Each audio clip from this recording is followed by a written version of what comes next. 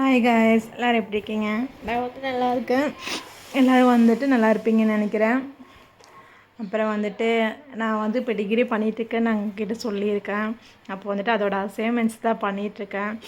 இந்த work, studies, அப்புறம் பாப்பாவோட ஸ்டடீஸ் எல்லாம் பாட ரொம்ப டென்ஷனாக இருக்கிறதுனால வந்துட்டு சரியாக யூடியூப்பில் வந்து வீடியோ போட முடியல. எடுத்து வச்சுருக்கேன், நிறைய எடுத்து வச்சுருக்கேன், ஆனால் போட முடியல கரெக்டாக.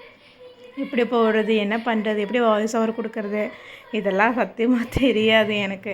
அதனால் ஏதோ ஒரு லெவலுக்கு வந்துட்டு நம்ம போயிட்டுருக்கோம். சரி, எதுலையாச்சும் ஒன்று நம்ம வந்துட்டு வின் பண்ணுவோம், அந்த மாதிரி ஒரு கான்செப்டில் போயிட்டுருக்கேன். எடுத்தோடனே எல்லாருனாலையும் டக்குன்னு இதாக்கிட முடியாதுன்னு எனக்கு தெரியும். ஏன்னா நான் ரொம்ப அடிப்பட்டு வந்திருக்கேன், ரொம்ப அனுபவிச்சுட்டு வந்திருக்கேன். அதனால் ஓகே, படிப்படியே நம்ம வந்து முன்னேறலாம். எனக்கு எப்படியாச்சும் இந்த 2025 சக்ஸஸ் ஆகணும். நான் வந்து நிறையா ஷார்ட் டைம் கோல்ஸ் வச்சுருக்கேன். எப்படியாச்சும் எல்லாமே என்னால் பண்ண முடியலனா கூட ஏதோ ஒரு அளவுக்கு கொஞ்சம் கொஞ்சமாக ஸ்டெப் பை ஸ்டெப்பாக நம்ம வந்து முன்னேறிடணும். அதுதான் என்னோடய கான்செப்ட். இவ்வளோ வருஷம் போயிடுச்சு. நேரம் சரியில்லை, இல்லைன்னா நான் என்னோடய நேரம் அப்படி நான் வந்து தப்பு பண்ணிட்டேன். நான் வந்து நேரத்தையும் குத்த சொல்ல மாட்டேன். நான் வந்து அதுக்கான முயற்சி எடுக்கலை, அதுதான் உண்மை. இப்போ வந்துட்டு நான் தனியாக இல்லை, எனக்கு ஒரு பாப்பா இருக்கா. அவள் ஃப்யூச்சருக்காகச்சும் நான் ஏதாச்சும் ஒன்று பண்ணணும்னு நான் நினைக்கிறேன். அதனால் ஓகே, தப்பான விஷயங்கள் தவிர்த்து தப்பான விஷயம் பண்ணாதான் நம்ம வந்து தப்புன்னு சொல்லிக்கலாம். இதெல்லாம் தப்பு இல்லை. வீடியோ நம்ம வந்து செல்ஃப் இன்ட்ரடக்ஷன் கொடுக்குறது, நம்ம வீடியோ போடுறது, மற்றவங்களாம் என்டர்டெயின்மெண்ட் பண்ணுறது, அந்த மாதிரி விஷயத்தில் தப்புன்னு தோணல. அதனால் ஓகே, நம்ம யூடியூப் சேனல் ஓப்பன் பண்ணிக்கலாம் அப்படின்னு ஸ்டார்ட் பண்ணியிருக்கேன். அப்புறம் வந்து எனக்கு வந்து எக்ஸாம் நடந்துட்டு இருக்குது. இந்த 1 வீக்காக எக்ஸாம், அதுக்கான ப்ரிப்ரேஷனும், அசைன்மெண்ட்ஸு, ஸ்டடீஸு எல்லாம் பாட ஒரே இதில் ஆயிடுச்சேன். அப்புறம் வந்துட்டு நான் எல்லா பேரண்ட்ஸ்க்கும், எல்லா கேர்ள்ஸ்க்கும் நான் சொல்கிறேன், படிக்கிறவங்களா இருந்தால் தயவு செஞ்சு படிங்க. நீங்கள் லவ் பண்ணுங்க, பேரண்ட்ஸுக்கு தெரியாமல் சுற்றாதீங்க. லவ் பண்ணுங்கள், வீட்டில் சொல்லிவிட்டு அவங்க வில்லிங்காக இருந்தால் நீங்கள் மேரேஜ் பண்ணிக்கோங்க. ஏன் சொல்கிறேன்னா, நானும் லவ் மேரேஜ் தான். நான் வந்து படிக்கும்போதே மேரேஜ் பண்ணிக்கிட்டேன். எங்கள் மம்மி அவ்வளோ தூரம் சொன்னாங்க, வேண்டாம் வேண்டாம் வேண்டாம், சரி ஓகே, உனக்கு பிடிச்சிருந்தா நீ வெயிட் பண்ணு, இப்போ 1 இயர் முடிஞ்சு 2 இயர்ஸ் முடிச்சதுக்கப்புறம் மேரேஜ் பண்ணிக்கலாம், 2 இயர்ஸ் வரைக்கும் வெயிட் பண்ணுங்கள், அப்புறம் நீ அவனை புரிஞ்சுப்பா, அவன் வந்து உன்னை புரிஞ்சுப்பா, அதுக்கப்புறம் 2 பேருக்கும் ஓகேனா மேரேஜ் பண்ணிக்கலான்னு சொன்னாங்க. இல்லை முடியாது, எனக்கு இப்போ தான் கல்யாணம் பண்ணிக்கணும்னு சொல்லிட்டு கல்யாணம் பண்ணிவிட்டு போயிட்டேன். இப்போ பார்த்தீங்களா, நான் இப்போ எங்கே வந்து நிற்கிறேன்னு பார்த்தீங்களா? அதனால தான் நான் சொல்கிறேன், எல்லா ஸ்டூடெண்ட்ஸும் வந்துட்டு என்னோடய தங்கச்சிங்களாம் நான் சொல்கிறேன், தயவு செஞ்சு படிங்க. படிப்பு தான் நமக்கு நாளைக்கு கை தரும். வேறு யாருமே வரமாட்டாங்க, அப்பா அம்மா வரமாட்டாங்க. அவங்களாம் ஒரு அளவுக்கு தான் நமக்கு சப்போர்ட் பண்ணுவாங்க. அதுக்கப்புறம் வந்து அவங்களால முடியாது. ஏன்னா அவங்க இவ்வளோ வருஷமாக நம்மளை வளர்த்திட்டாங்க. அதுக்கப்புறம் வந்துட்டு அவங்க எப்படி நம்மளை மறுபடியும் தாங்கிட்டு இருக்குவாங்களோ, அது நீங்கள் சொல்லுங்கள். நாம தான் அப்புறம் அவங்கள பார்க்கணும். அதனால் படிக்கிற பிள்ளைங்கள தான் படிங்க. அதுக்கப்புறம் வந்துட்டு என்ன மாதிரி சிங்கிள் பேரண்ட்ஸாக இருந்தால், வீட்டில் இருக்கிறவங்களா இருந்தால் நிறைய நமக்கு வந்துட்டு நிறைய ஆப்பர்ச்சுனிட்டிஸ் இருக்குது. இப்போ வந்துட்டு காலேஜுக்கே போய் படிக்கணும்னு இல்லை, டிஸ்டன்ஸ் எஜுகேஷன் இருக்குது, ஆன்லைனில் போட்டு படிக்கலாம். அதனால் ஆன்லைனில் போட்டு தான் படிக்கிறேன். எனக்கு வந்து காலேஜுக்கு போக வேண்டிய அவசியமே இல்லை. படிக்கிறதும் ஆன்லைன் தான், எக்ஸாம் எழுதுறதும் ஆன்லைனில் தான், எல்லாமே ஆன்லைன் தான், ஃபீஸ் கட்டுறதும் ஆன்லைன் தான், எல்லாமே நம்ம ஆன்லைன்லேயே பார்த்துக்கலாம். அதனால் நமக்கு அது ஒரு பாதிப்பாக இருக்குது. நம்ம வந்து ஃபோன் பார்க்குற நேரம், யூடியூப் பார்க்குற நேரம், ஃபேஸ்புக் பார்க்குற நேரம்லாம் மிச்சப்படுத்தி நம்ம வந்து ஃபுல் டைம் படிக்கணும்னு சொல்ல, வீட்டில் இருக்கிற வேலையெல்லாம் முடித்து குழந்தைங்களெல்லாம் பார்த்து, ஹஸ்பண்ட்லாம் பார்த்து, மற்ற டைமில் நம்ம வந்து நைட்டு எக்ஸ்ட்ரா இருக்கிற டைமில் நம்ம வந்து டைம் யூஸ் பண்ணிக்கணும். அப்படி உட்காந்து படிக்கணும். அப்போ நமக்கு ஸ்டடீஸ்க்கு நமக்கு சப்போர்ட் பண்ண யாராச்சும் இருந்துச்சுன்னா நம்ம அதை யூஸ் பண்ணிக்கலாம். ஏன்னா நம்ம வந்துட்டு அதை விட்டுறக்கூடாது. இல்லை, நமக்கு இவ்வளோ நாளாக நம்ம எப்படி இருந்துட்டோம், இல்லை இனிமேல் நம்ம எப்படி இருக்க போகிறோங்கிறது தான் பெரிய விஷயமாகவே இருக்குது. எனக்கு அதுதான் தோணிச்சு. பிகாஸ் என்னென்னா, எனக்கு ஃபேமிலி, நான் ஸ்டார்டிங்கில் சொல்லியிருப்பேன், எனக்கு ஃபேமிலியெல்லாம் அப்படி யாருமே இல்லை. எனக்கு எங்கள் அம்மா, என் தம்பி, என் பிள்ளையை தவிர்த்து யாருமே இல்லை. அப்புறம் எனக்கு ஒரு ஃப்ரெண்ட் இருக்குது, எங்கள் அம்மாவுக்கு ஒரு ஃப்ரெண்ட் இருக்காங்க, ஃப்ரெண்ட்ஸ் சர்க்கிளில் எங்களுக்கு இருக்காங்க. அது தவிர்த்து ஃபேமிலி சர்க்கிளெல்லாம் எங்களுக்கு யாருமே இல்லை. அவங்களாம் எப்படின்னா, அவங்க அப்பா அம்மா சொத்தில், அவங்க ஹஸ்பண்டோட இதில் அப்படி வாழ்ந்துட்டுருக்குறாங்க அவங்கெல்லாம் வந்துட்டு. ஆனால் நான்லாம் வந்துட்டு என்னோடய முயற்சியில் வாழ்ந்துட்டுருக்கேன். என்னால் முடியும், நான் சம்பாதிக்கிறேன், நான் என் பிள்ளைய படிக்க வைக்கிறேன்னு சொல்லி நான் வாழ்ந்துட்டுருக்கேன். நான் வந்து என் மாமியார் கிட்ட என் புருஷன் ₹10 நான் வாங்குறதில்ல, அவங்க கொடுக்குறதும் இல்லை, நான் வாங்கிக்கிறதும் இல்லை.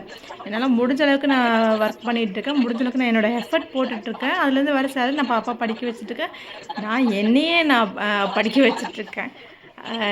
ஃபஸ்ட்டு மம்மி படிக்க வைக்கும்போது அதோட வேல்யூ என்னென்னு தெரியல, அந்த ஸ்டடீஸோட வேல்யூ என்னென்னு தெரியல. ஒரு ஒர்க்கெல்லாம் போய் ஜாயின் பண்ணப்போ தான் நம்ம வந்து டிகிரி இல்லை, டிகிரி இருந்தது நல்ல பொசிஷன் கிடைக்கும், நல்ல ஒரு போஸ்டிங் கிடைக்கும், நல்லா வந்தப்போ ஓகே எனக்கு இல்லைன்னா கூட நம்ம பாப்பாக்காகவாச்சும் நம்ம பண்ணணும், படிக்கணும். அப்போ தான் நாளைக்கு இப்போ வந்து எல்கேஜி, அதனால் அந்த அந்த இதுக்கு லெவலுக்கான ஃபீஸ் தான் அவங்க வாங்குவாங்க. நாளைக்கு யூகேஜி 1 2 3 4 5 அப்படி போய் போய் போய் போய் டிகிரி லெவலுக்கு வந்துடும். அப்போ வந்துட்டு இப்போவே வந்து டொனேஷன்ஸ் ஃபீஸ் எல்லாமே ஜாஸ்தியாக இருக்குது. அப்போது ஒரு 10 20 வருஷம் முடிச்சிச்சுன்னா நினச்சி பாருங்கள் எப்படி இருக்கும்னு. இப்போ ஸ்டடீஸ்க்காக ஏதாச்சும் ஒன்று சேர்த்து வைக்கணும். நெக்ஸ்ட்டு வந்து எனக்கு பொண்ணு, அதனால் கொஞ்சம் கோல்ஸ் சேர்த்து வைக்கணும், கொஞ்சம் கோல்டெல்லாம் சேர்த்து வைக்கணும். எங்கிட்ட ஃபஸ்ட்டு வந்துட்டு ஒரு இருக்கும் ஒரு 8 பவுன் பக்கம் இருந்துச்சு. அதெல்லாம் வந்துட்டு அடமானத்தில் இருந்துச்சு. நான் அதெல்லாம் அந்த வட்டிக்கடன் திருப்பி பேங்கில் கொண்டு வச்சு அதுக்கப்புறம் அது கட்ட முடியாமல் இதுக்கு தேவையில்லாமல் வட்டி போட்டு போட்டு போகணும்னு சொல்லிவிட்டு எல்லா நகையும் சேல்ஸ் பண்ணிட்டேன். இப்போ என்கிட்ட அதிகமாக எந்த நகையில் ஒரு 1 2 3 4 to 5 அந்த அளவுக்கு தான் இருக்குது. பாப்பாக்கான ப்ரேஸ்லெட் அந்த மாதிரி சின்ன சின்ன ஐட்டம்ஸ் தான் இருக்குது. இனிமேல் தான் நான் சீட்டு போட்டிருக்கேன். நான் வந்து தங்கமயில சீட்டு போட்டிருக்கேன். அப்புறம் கேரளாவில் வந்துட்டு ஒரு ஷாப்பில் வந்து சீட்டு போட்டிருக்கேன். நம்ம வீட்டு பக்கத்துலேயே ஒரு ஷாப் இருக்குது, அங்கேயே சீட்டு போட்டிருக்கேன். இப்போ கோல்டு சீட்டு வந்து 3 போட்டிருக்கேன். நெக்ஸ்ட்டு வந்துட்டு போஸ்ட் ஆஃபீஸில் நான் ஆல்ரெடி போட்டிருப்பேனே, எஸ்எஸ்ஏ, பிபிஎஃப், அதுக்கப்புறம் வந்துட்டு ஆர்டி, நெக்ஸ்ட்டு வந்துட்டு நம்ம எஸ்பி ஒன்று ஓப்பன் பண்ணியிருக்கேன். அதுக்கப்புறம் வந்து நான் ஒர்க் பண்ணுற பேங்க்லேயே வந்துட்டு ஒரு ஆர்டி போட்டிருக்கேன். அது வந்து நம்ம இந்த மகளிர் கேஷ் வரும்ல மாதம் அது அப்படியே ஆர்டிக்கு போயிடும். அந்த கேஷ் வந்தோடனே அது ஆர்டி அந்த நாளே வந்துட்டு நான் ஆர்டிக்கு ஆட்டோ டெபிட் கொடுத்துருவேன். அது அதுலேருந்து எடுத்துக்கும். இப்போ வந்து டக்குன்னு நம்ம வந்துட்டு மாதத்தில் ஃபீஸ் கட்ட முடியாது. அப்படி இருக்கும்போது நம்ம இந்த ஆர்டி இதெல்லாம் போட்டு வச்சுட்டோம்னு வச்சுக்கோங்களேன், அந்த டைமில் நமக்கு சிரமம் இல்லாமல் நம்ம கட்டிக்கலாம். அப்புறம் வந்து இது நான் பண்ண அசைன்மெண்ட்ஸு, கொஞ்சம் நஞ்சம் அசைன்மெண்ட்ஸ் இல்லை, ரொம்ப அசைன்மெண்ட்ஸ் கொடுக்குறாங்க நிறைய. இந்த அக்ரிக்கும் இங்கிலீஷ் இதெல்லாம் பிரச்சனை இல்லை. பிரின்சிபல் ஆஃப் அக்கௌண்டன்சிக்கு வந்துட்டு 10-30 பேஜ் உட்காந்து எழுத வேண்டியதாச்சு. நிறைய இருந்துச்சு எழுதுறதுக்கு. நைட்டு பகலும் இல்லாமல் அதுக்கு எழுதிட்டு இருந்தேன். அப்புறம் வந்து இது 2 நம்மளோட எக்ஸாமோடது. ஆன்லைன் எக்ஸாம் எழுதிக்கலாம். என்னோடய ஹேண்ட் ரைட்டிங் பார்த்தீங்களா எவ்வளோ கேவலமாக இருக்குன்னு. ஒரு 8 வருஷம் படிக்கலை, அதனால் மலையாளம் எழுதுறதுக்கெல்லாம் மறந்து போயிட்டேன். ஹேண்ட் ரைட்டிங்லாம் ரொம்ப மோசமாக இருக்கும். அப்போது என்னோடய ஃப்ரெண்ட்ஸ்கிட்டலாம் நான் சொல்லிடுறேன், படிங்க, படிக்கிறவங்க நல்லா படிங்க. ஏன்னா அனுபவப்பட்டு அடிபட்டு வந்திருக்கேன் நான். நம்ம சொல்லுவோம்ல, நம்ம மற்றவங்க நம்மளை என்ன சொல்கிறது, மற்றவங்க நம்மளை வந்துட்டு சொன்னால் நமக்கு அது புரியாது. நாமளாம் அடிபட்டு வரும்போது நமக்கு அது புரியணும்னு சொல்லுவோம்ல, அந்த இதுதான் நமக்கு, எனக்கெல்லாம் அந்த இதுதான். அதனால் என்னோடய பெஸ்ட் அட்வைஸ் இதுதான், படிங்க. தயவு செஞ்சு ஸ்டூடெண்ட்ஸ் எல்லோரும் இந்த வீடியோ பார்க்குறீங்கன்னா படிங்க. அப்புறம் வந்து நம்ம டேபிள் பார்த்திங்களா எப்படி ஸ்டடி டேபிளில் இருக்குன்னு. ஃபஸ்ட் ரொம்ப கேவலமாக இருந்துச்சு. அப்புறம் 2-3 கொஞ்சம் கேஷில் போட்டு 2-3 ஐட்டம்ஸ் வாங்கியிருக்கேன். இது வந்து பென்சில் ஸ்டாண்டு, ரொட்டேட் பண்ணிக்கலாம். அந்த மாதிரி ஸ்டாண்டு வாங்கினா 250 தான். இது நம்மளோட விஷன் போர்டு. நான் அதுக்கு ஒரு விஷன் போர்டு ரெடி பண்ணல. அதை ரெடி பண்ணணும், அதுக்கு டைமே கிடைக்கல. அதை ரெடி பண்ணிவிட்டு நான் அது வந்து காட்டுறேன் எப்படின்னு. அப்புறம் இது கொஞ்சம் வந்து மோட்டிவேஷன் இது வந்துட்டு கொஞ்சம் கோட்ஸ் எல்லாம் ஒட்டி வச்சுருக்கேன். இந்த கேல்குலேட்டரு, அந்த கிளாக்கு எல்லாமே அந்த பாப்பாவோட பென் ஸ்டாண்டு எல்லாமே ஒரு விதம் எல்லாமே மீஷோலேருந்து தான் வாங்கியிருப்பேன். பாப்பாவோட பென் ஸ்டாண்ட் பார்த்திங்களா எவ்வளோ அழகாக இருக்குன்னு. அது வந்து லைட்டு போடுற மாதிரி நைட் லேம்ப் இருக்குது, அதில் வந்துட்டேன் பார்த்திங்களா. அதனாலேயே அவள் வந்து நைட்டில் உட்காந்து படிப்பாள், அந்த லைட்டை ஆன் பண்ணி விட்டு உட்காந்து படிப்பாள். அப்புறம் வந்து ஸ்பீக்கர், இது வந்து நம்ம லேப்டாப் வாங்கும்போது அது கூட கிடச்சிது. நம்மளோட கேல்குலேட்டர் எப்படி இருக்குது, என்னோடய ஃப்ரெண்ட்ஸ் வந்துட்டு எல்லோரும் சொன்னாங்க ரொம்ப அழகாக இருக்குது, ரொம்ப ப்ரிட்டியாக இருக்கே, நல்லா இருக்கேன்னு சொன்னாங்க. இதை நம்ம வந்து மீஷோலேருந்து வாங்கினேன். எனக்கு இந்த மாதிரி கலராக இருக்கிறதெல்லாம் வாங்க ரொம்ப பிடிக்கும், நம்ம சிம்பிளாக வாங்காமல். அப்புறம் வந்து அந்த கிளாக்கு, என்னோடய பர்ஸ் பார்த்திங்களா, என்னோடய பென்சிலில் போட்டு வைக்கிறது, இந்த பர்ஸ் நம்ம கேஷ் போட்டு வைக்கிற பர்ஸ் எல்லாமே ஆன்லைனில் தான் வாங்கினேன்.